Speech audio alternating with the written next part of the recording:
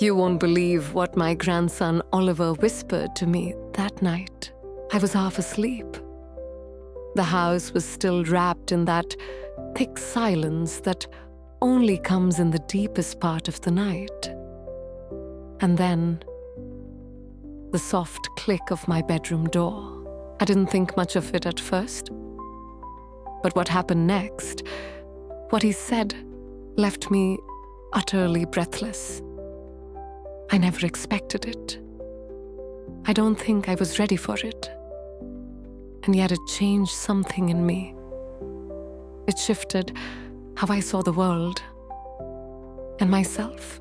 Before we begin, I'd love to know, where are you watching from? Type your city in the comments. Let's see how far this story travels. Yes, you are now part of this quiet, unexpected moment in my life. You see, I never planned to share this. I never even thought I'd speak it aloud. But something about that night, it stayed with me. Like an echo that never really fades. Maybe it's the silence that followed. Or maybe it's because for the first time in years, I felt truly seen. Not as someone's grandmother or some woman in a house full of memories, but just me. It was late. Nearly 11:30 if my memory serves. I'd already turned in, wrapped in my old cotton robe, curled beneath that faded quilt my mother stitched when I was barely out of my teens. The house hummed softly, the fridge, the wind whispering against the glass panes. Nothing out of the ordinary. Oliver had come to stay the weekend. His parents were off on one of their little getaways, and I offered to have him over. Even though at 25 he's more than capable of fending for himself, I still liked the idea of having him under my roof again. Dinner had been simple: roast chicken, mashed potatoes, and green beans sautéed in garlic. The kind of meal that hugs you from the inside. We watched an old black and white film afterward, something from my era. He was polite about it, even if he didn't quite get the humor. I thought he'd gone to bed hours ago. But just as I began to drift into sleep, I heard the doorknob turn ever so gently. A faint creak. And then light. A warm golden spill from the hallway that broke the shadows across my room. I opened my eyes slowly. There he was, Oliver framed in the doorway. One hand resting against the wood, the other hanging loosely at his side. My heart jumped, not out of fear, but surprise. "Oliver," I whispered, my voice still husky from sleep. "Is everything all right?" He didn't answer at first. Just stood there, quiet, his silhouette still against the glow behind him. Then slowly, he stepped into the room. "Yeah," he said softly. I couldn't sleep. I sat up, gathering the quilt around my legs. "Come here, sweetheart. Sit down, talk to me." He walked over and perched gently on the edge of the bed. His eyes not meeting mine, focused somewhere near the floorboards. The silence between us was dense, like it held weight, like it carried something unspoken. I watched him closely, really watched. The twitch of his jaw, the way he rubbed the hem of his t-shirt between nervous fingers. Something was pressing on him. I could feel it. "I've just been thinking," he said finally. "About a lot of things, about time, and about you." That caught me off guard. I didn't realize I'd been on his mind at all lately.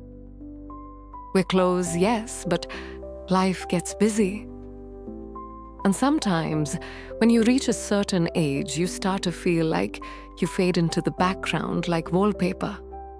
Still there, still familiar, but rarely seen. I reached over and placed my hand gently on his. What about me, love?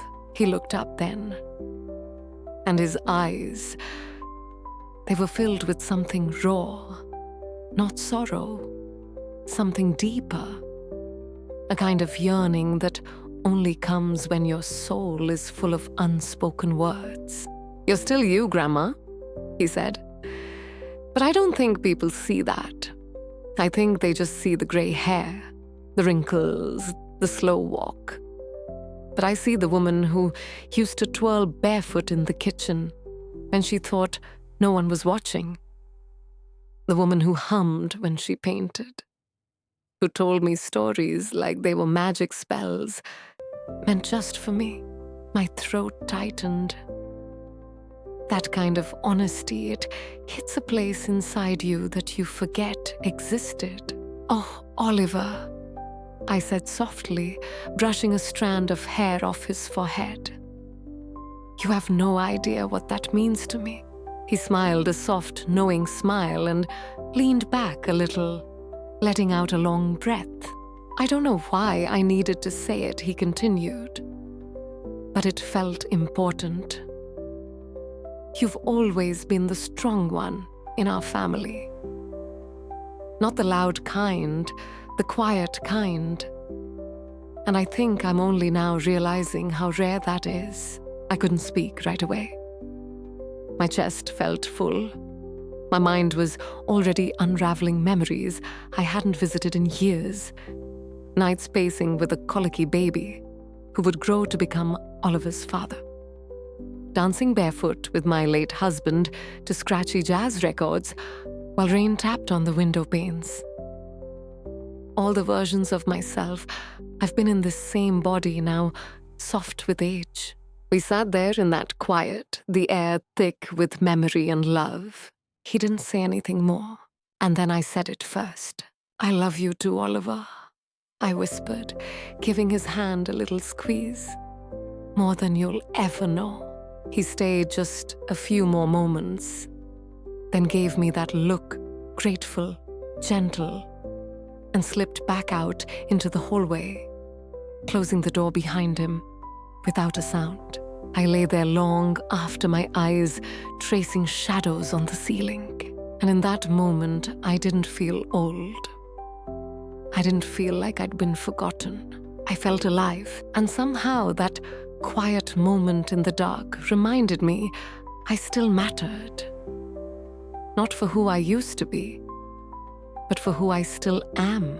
The morning sunlight tiptoed through the lace curtains, tracing delicate patterns on the wooden floorboards of my bedroom. I stayed in bed longer than usual, letting the golden warmth kiss my cheek. The quilt pulled snug around me. But it wasn't the soft weather that kept me still. It was him, Oliver. Or rather, what he had said to me the night before. "You're still you." Such simple words.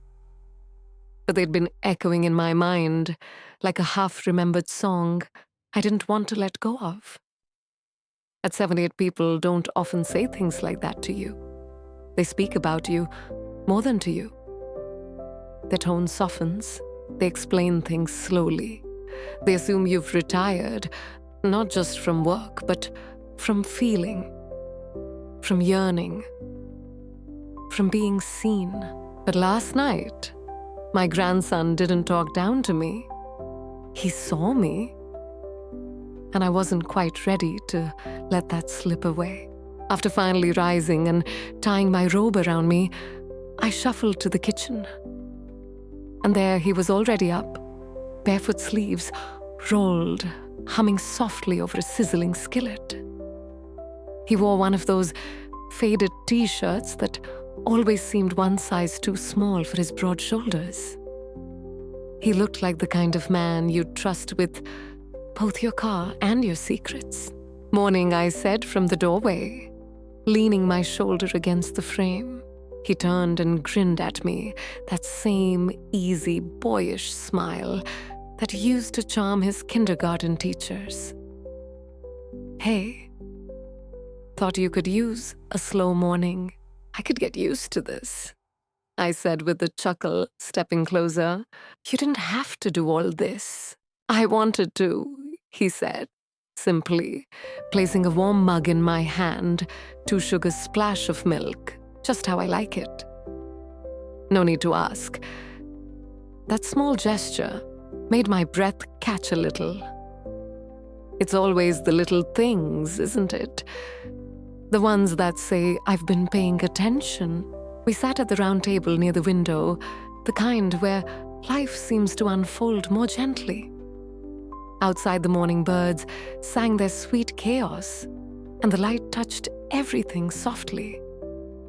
For a while, we ate in silence, comfortable, familiar. But I kept glancing at him, not watching exactly, just noticing. There was something different in him now. A quiet gravity, like the boy I raised, had deepened into something more thoughtful, more searching. He was the one to break the silence. Do you remember when I was a kid and I used to crawl into your bed during storms? I smiled, the memory warming me like sun on old bones. Of course I do. You'd come in with your little dinosaur pajamas, dragging that frayed teddy bear like it was your lifeline. He laughed softly, eyes dropping to his plate. I don't think it was really the storm that scared me. I think I just felt safer near you. That settled something inside me. There's a kind of magic in knowing someone has always found comfort in your presence. Especially when the world starts treating you like background noise. I never minded, I said gently. In fact, I looked forward to it. Even when I pretended I didn't. He looked up at me, then eyes steady and open. I think I needed that feeling again last night. I've been going through some things and, I don't know, something told me to talk to you, like I used to. I placed my fork down, leaning forward to rest my chin on my hand. What is it, Oliver? You know you can tell me anything. He hesitated, his fingers rubbing together anxiously. There it was again, that hesitation I saw the night before. Like words were forming inside him, faster than his mouth could keep up. It's just, I've been feeling disconnected lately. Like I'm floating through everything, work, relationships, even my family. I'm doing all the things I'm supposed to, but none of it feels real. I nodded slowly, carefully. That's not just a young person's struggle, sweetheart. That feeling of drifting. I know it too well. His eyes searched mine again, and this time I saw something close to disbelief. You do? Oh yes, I said softly. People think that by the time you reach my age, you've got it all figured out. But the truth is, the questions don't stop. You just get better at hiding them. Questions like, did I miss something? Am I still needed? A quiet settled over the room. Not heavy, not sad, just true. Then like the night before, Oliver reached across the table and placed his hand gently over mine. It didn't feel awkward or performative. It just felt warm, honest. I don't think I've ever asked you about your life before me, he said softly. Before you were grandma. Who were you, Ashley? That caught me off guard. That my name spoken by him without the title. Not grandma, not Nana, just Ashley. Like I was a woman, a person, a whole story. I could feel something inside me stir. I smiled faintly. I was a dancer once, not professionally, but in my heart, I was. I used to take classes downtown while your grandfather was stationed overseas. I was young, restless. I'd dance for hours until my feet ached and my mind went still. Why'd you stop? He asked, so gently, so sincerely. I shrugged, but the weight of the answer sat heavy on my shoulders. Because life asked me to be other things. A wife, a mother, a provider. So I gave those things all of me. And I don't regret it, not really. But sometimes I wonder what it would have been like if I'd held on to just a little more of her. Oliver nodded as if he understood, even if he couldn't yet fully grasp it. He leaned in a bit closer. I want to know more about her, about you. I reached out, brushing his hair away from his forehead, just like I used to when he was small and tired and holding on to me, like I was his whole world. You will, I said quietly. If you keep asking, I'll keep telling. Then ask me, I told him. I'm right here. And so, for the rest of that morning, that's exactly what we did. We sat at that old, worn kitchen table with chipped edges and a coffee ring that never quite came out, and we talked, really talked. Oliver asked questions I hadn't heard in decades. Questions about my first kiss, the first time I drove a car, the night I met his grandfather. And I told him. I opened up the quiet vault where all the pieces of my youth had been tucked away and forgotten.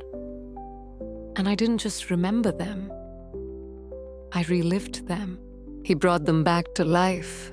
There was a shift between us. Something unspoken but undeniable. We weren't just grandmother and grandson anymore. In those hours, we were two souls meeting in the middle of time. Not through labels or generations, but through curiosity, through mutual recognition. And in my heart, I knew this weekend would change us both. That afternoon, the weather changed.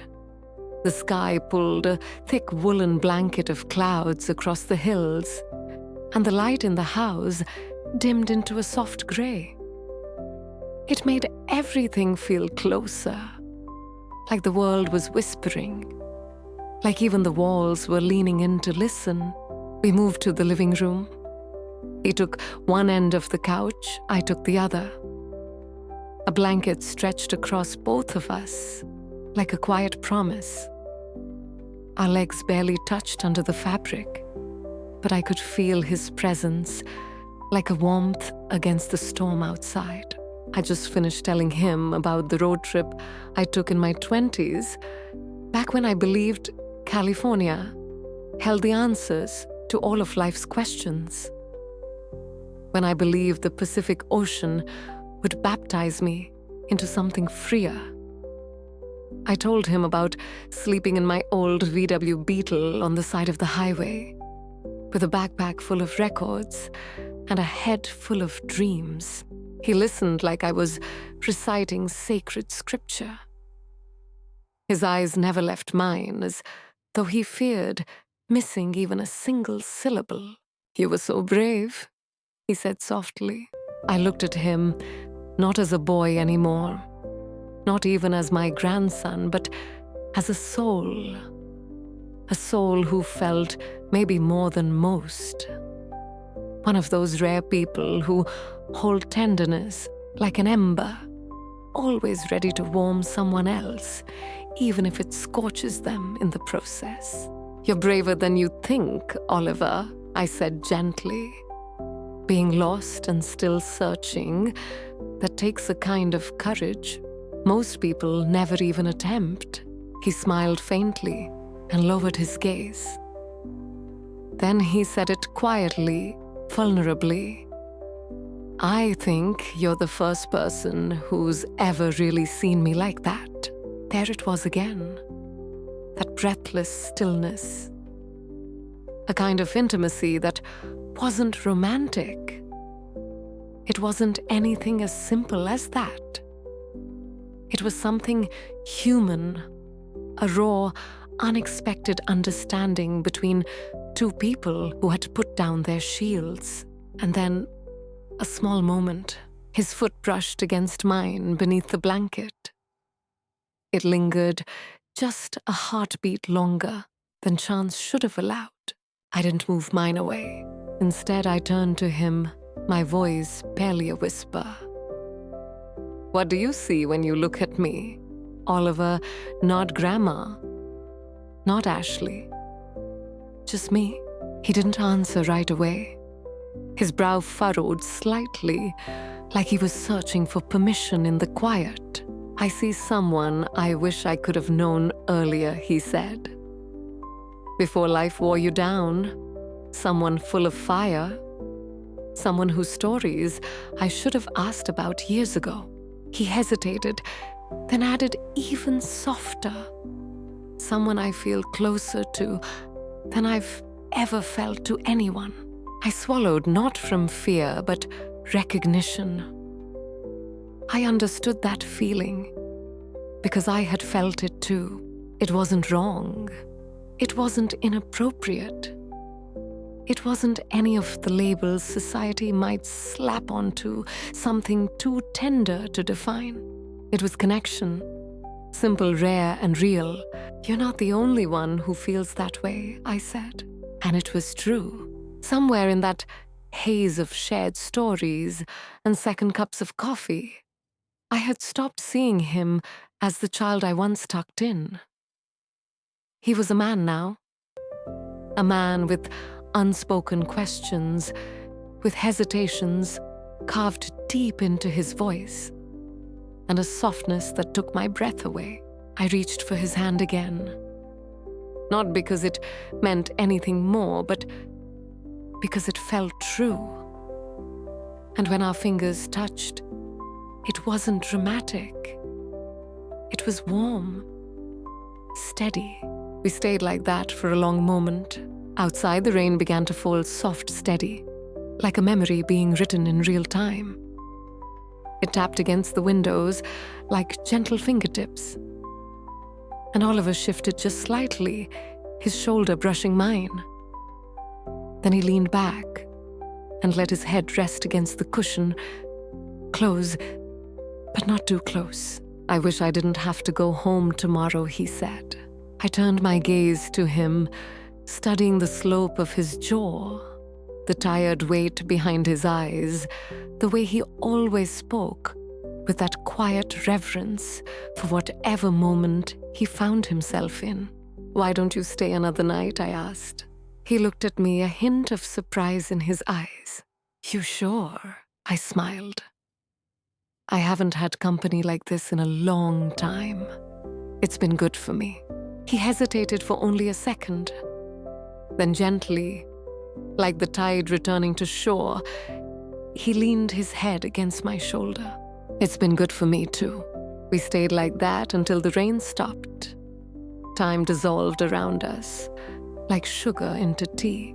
And when the lights flickered out an hour later, as they often did during summer storms in this part of town, we didn't flinch. We simply lit candles, placed them around the room, like old rituals, and put on records from my dusty collection, songs from a time he never lived in, but somehow felt drawn to.